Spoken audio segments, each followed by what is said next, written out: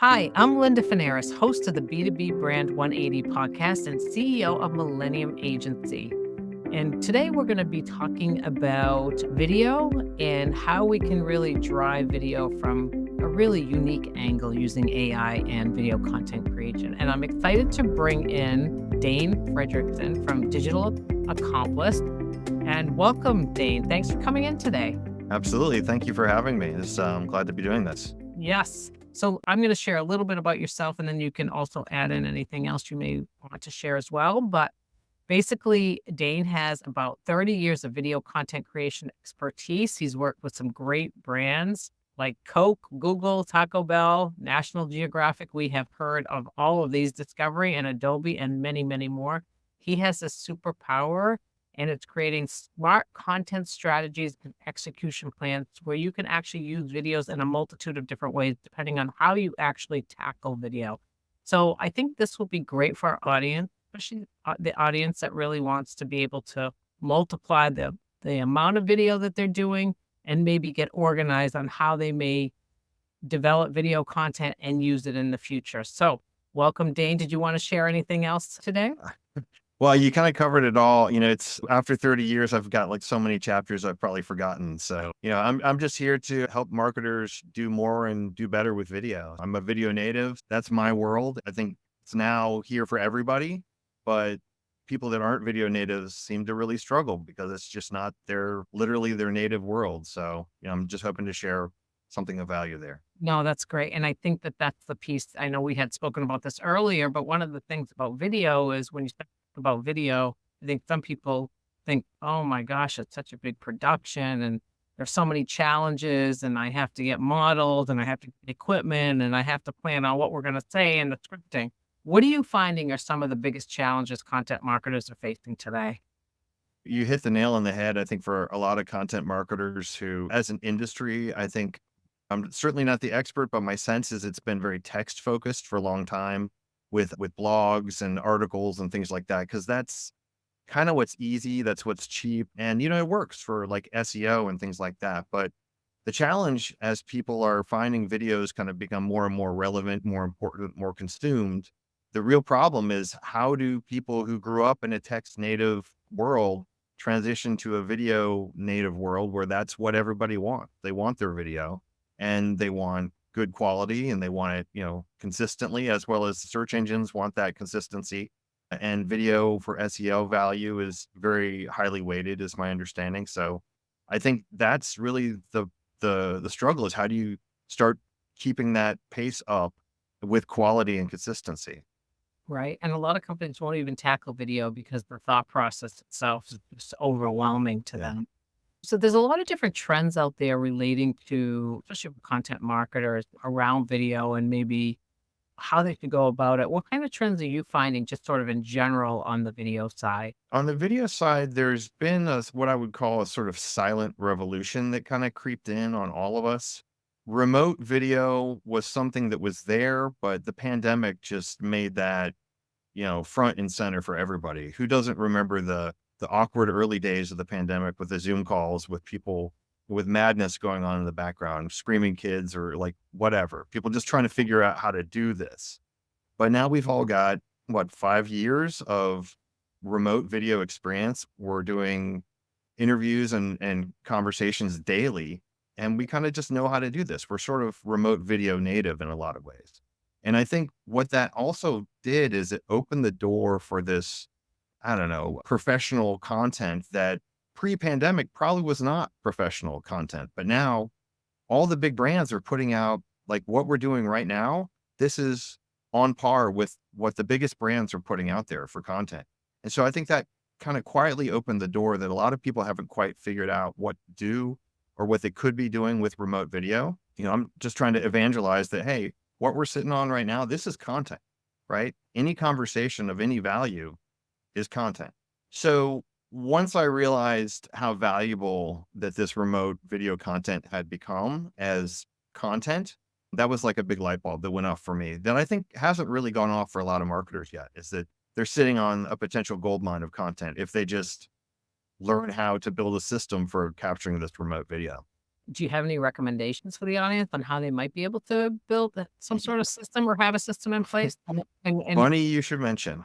yeah, and the funny thing is when you talk about remote video, what does that mean to our audience? Yeah, Using their iPhone? Does it using a Teams video? What does it mean? it could kind of be any of those, right? There's a place for all of this in the business world and in the consumer world. There's everything from influencers with phones, and then there's people still making amazing commercials, and everything in between.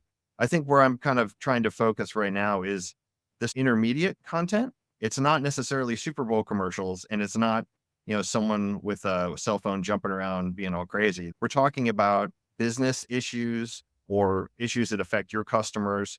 And when you're having conversations like we are right now over webcams, this is stuff that could be valuable content for your customers. So I think you really need to look at who are you trying to talk to? Who's your target audience? And what are the issues that they care about? And then you start to build a plan backwards for how can we have a remote video conversation like this about the topics that they care about, and then produce those at a regular cadence and just put those out there as content.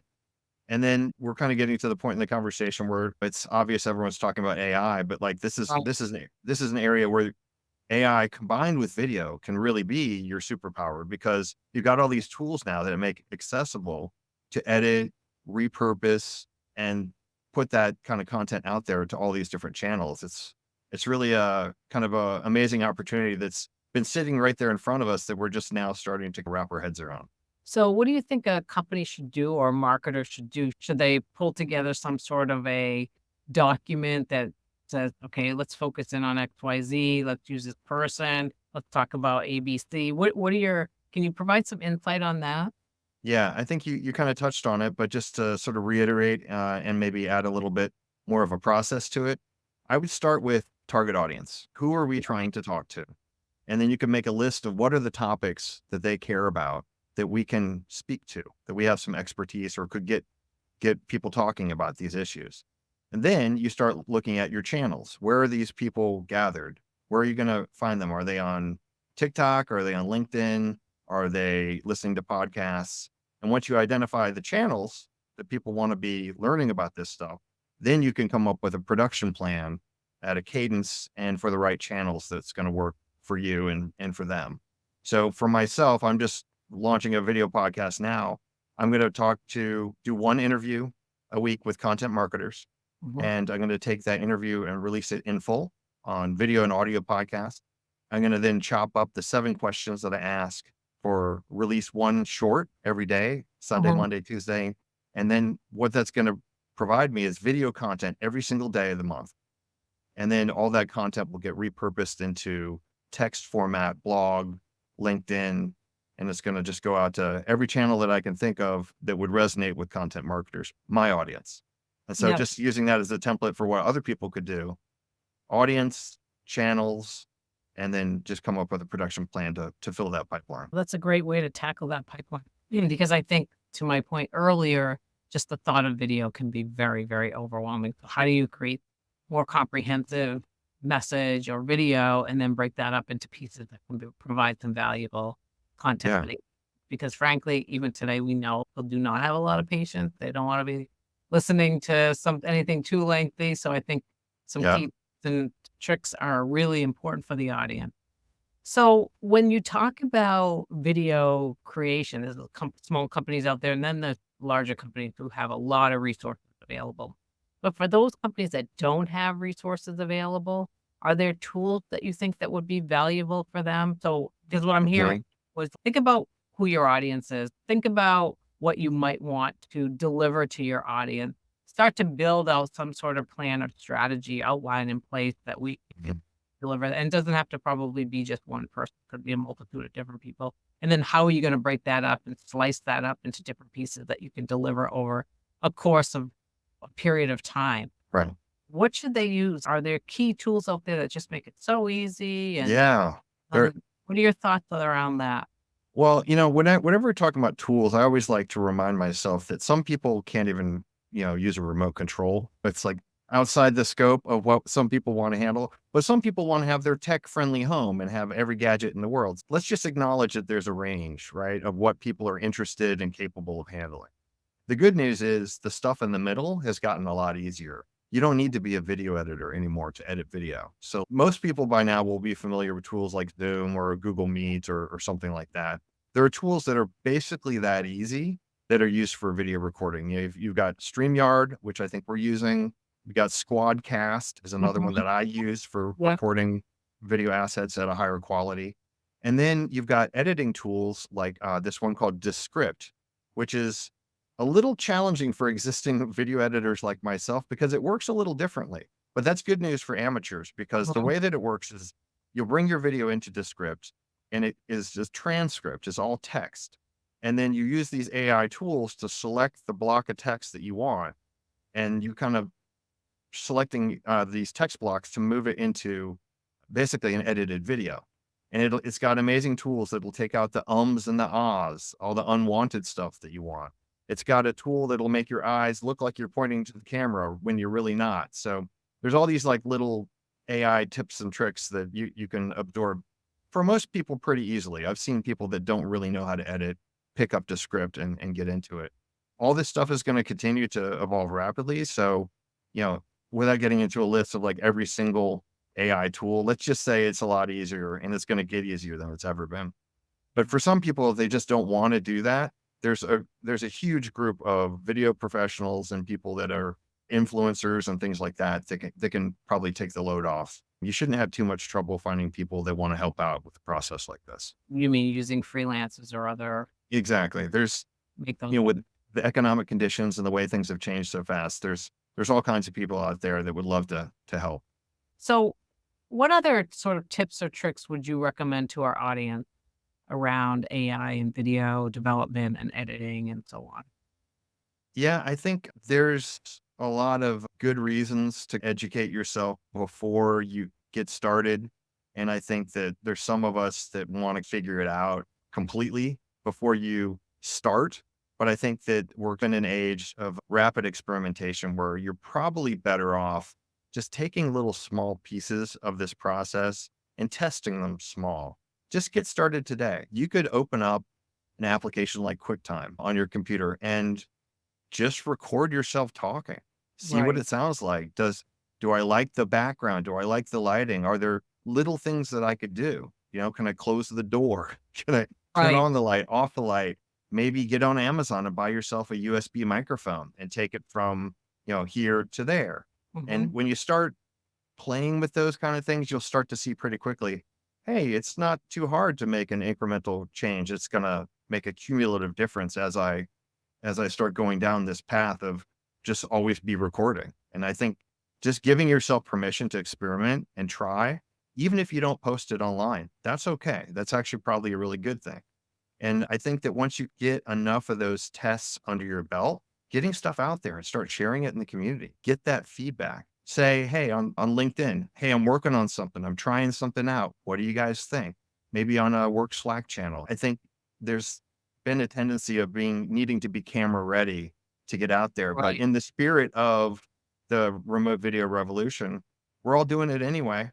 And it's usable business content. So let's take advantage. Let's not get yeah, and also, like, let's not get left behind by AI. Let's start Mhm. playing with this stuff. Let's see Mhm. how it can help us. The tools are there, a lot of them are free, so just Yeah. get out there and try it. And we've had a lot of people on the podcast that speak about AI, and I'm a big advocate. I think it's a great foundation for the development and also the support of any marketer or marketing team. It's a way to really start to kickstart some. It's great for ideation and other things. But you Yeah. also mentioned the video Octopus. I think that's a great visual. So I'd love for you Yeah. to take that and summarize, like, all right, it's pre-purposing. I Mhm. understand if I was to say to you, "What is video octopus and how does this work?" Yeah. Could you explain that to me? Yeah, it's just sort of a term I use to summarize basically all the things that we've been talking about in a cohesive way. Because when you think about the ways that you could repurpose content, I think for a long time, repurposing has been an afterthought. You're like, oh, we did this video. We should share it on this platform, or let's chop it up and put a new call to action at the end. Yeah, you can do that. And it makes sense that you would think that way. However, if you were wise and you took a step back, you might be able to, if you had the breathing space, come up with a pre-purposing plan, right? Agree. Which is, as a video native, I know this intuitively, but people may not realize video as a format actually has all the other formats in it as part of its DNA. It's visuals, it's audio, it's got still images and graphics from time to time. So, like, all that transcript is text. That one piece, that head of the octopus, could be chopped up, repurposed across all your channels in different ways, easier than ever now. And so, part of the video octopus is adding to the video revolution and the AI revolution, the idea of pre-purposing with video, which this is not an afterthought, right? We need to plan from the beginning. Who are we trying to reach? What are the channels they're in, the tentacles? And then Right. let's go to the start, to the head of the video octopus, make that video content and let it go out through the tentacles to all the different channels. So Right. that's really the way I talk about it, that I think resonates. And when you think about how cheap and easy this is, Mhm. repurposing that on a regular cadence, there's your pipeline. This is the pipeline that content marketers have always needed, that didn't quite figure out that, hey, we have a solution. This is Right. going to solve the cost problem, the frequency problem, the relevance problem, because you're using subject matter experts. I don't need to sit down and come up with content ideas anymore. My experts are giving it to me on a weekly basis. Right. So this is putting together all the things that we've been talking about, is the master plan to pre-purpose for repurpose. That's great feedback for our audience. So if I was to just sort of summarize what we're looking at here, it's really number one, knowing who your target audience is. And number two, building out a plan for video, which is obviously your content, what you want to deliver, and then how you're going to deliver that. And to your point, how will that get cut up so it's used over a period of time? You're not just building out one video and you use it for 20 years. So, some of that, those days are over. So it's really about building out content that you can continuously repurpose and use and maybe build off of that and come up with other ideas and strategies. So I don't know if there's anything additional that you'd like to share with the audience that you think would be a great takeaway. Like, remember this. If you do video, just Yeah. remember that. Yeah. I think that video is the king of content. Content is king. Video's got to be the king of content. It's the most valuable format. And you can have that. You can have it right now. And if that's not something that you want to handle or think you can wrap your head around, there are people like myself and others that are here to help. I'm happy to have a conversation with someone about trying to figure out how to do this or what other resources you could have. It would just be a shame if people didn't take advantage of this special moment, because if you're not going to do something like this, I'm sure your competitors will. People are Yeah. catching on that this is why stuff, why keep messing around when we can set up a machine to do this? Mhm. So, like, now is the time, is the parting message. You've got this content gold mine. Let's take advantage. I know I had asked you previously if you've written a book or anything like that. You said you didn't, but your father did. Would you like to share what that Yeah. Oh yeah. Let's do a shameless plug. maybe? So Yeah, we're, exactly. we're at this, we're at this magic moment in my life and my father's life where he's just retired. But as he retired, he just finished publishing this book, The Visible Expert Revolution, which Okay. is really just a way to talk to professional services firms about the importance of being visible. You can be the best lawyer or construction company or any other professional service in the world, but if people can't find you, if you're invisible, then you're not going to be successful. So that book is really just a culmination of his career, of all the lessons and research that they've done. It's backed by a lot of research, and frankly, this is the gateway to me figuring out this video octopus method. Is like, in there, you need content. You need a lot of it. It's got to be relevant. And, as things change, you've got to evolve. So how are people going to do that? Well, here's the solution, this video octopus method. And so Right. that's your way to be visible, no matter what kind of expert you are. So I would love thank you very much, Dane. I think Yeah, you're that welcome. provided the audience with some really great insight. I'd love for you to share how our audience can get in touch with you. Right. So my company is Digital Accomplice. You can reach out directly to me either on LinkedIn or by email at dane@digitalaccomplice.com. I'm always happy to help. That's what we're here. And that's why That's why I came up with the company name of a Digital Accomplice, is because I want to be your accomplice to help you be successful.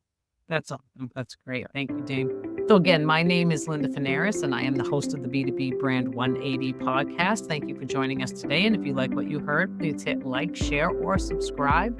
If you need to connect with me, you can connect with me directly on LinkedIn or at mill.agency. And thank you again for listening.